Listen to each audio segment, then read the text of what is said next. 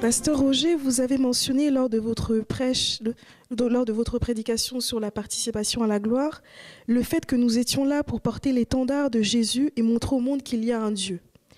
Vous avez dit que la vie, le royaume des cieux est forcée. Et ça, c'est quelque chose qui est une parole biblique. Maintenant, c'est vrai que cette parole biblique subit beaucoup de nombreuses interprétations. J'aimerais que vous explicitiez en fait qu'est-ce que ça veut dire être un violent.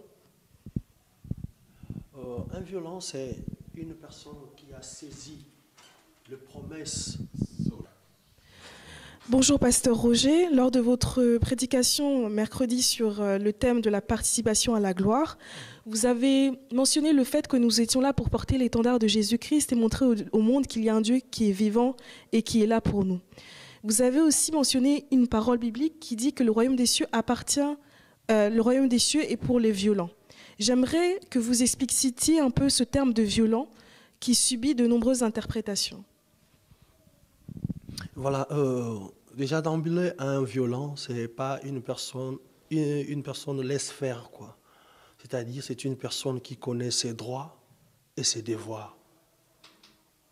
Et quand on est dans la parole de Dieu, il y a beaucoup de gens qui n'arrivent pas à saisir les choses célestes parce que ils laissent tout, ils acceptent tout, ils tolèrent tout.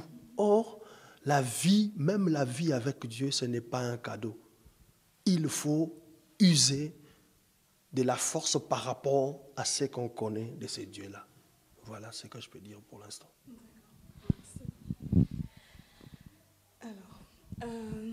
Aujourd'hui, vous nous avez parlé, en fait, après les conditions, après nous avoir explicité les clés pour participer à la gloire, vous nous avez parlé, en fait, de tous les aléas qui nous empêchent jusqu'à présent de vivre cette gloire dans nos vies.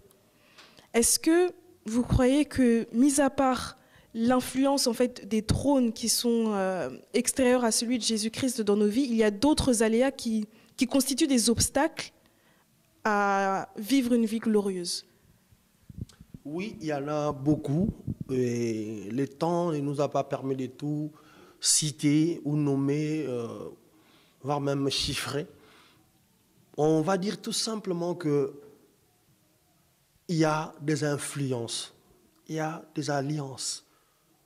Vous savez, quand tu es lié ou attaché à une personne qui n'est pas destinée à la gloire, toi aussi tu es condamné, tu es coupable, tu es affecté par ce que tu partages avec lui. La Bible dit, celui qui marche avec un sage devient sage. Et si on fait l'inverse, celui qui marche avec un maudit devient qui? Je crois que lui aussi il est maudit. Voilà quoi.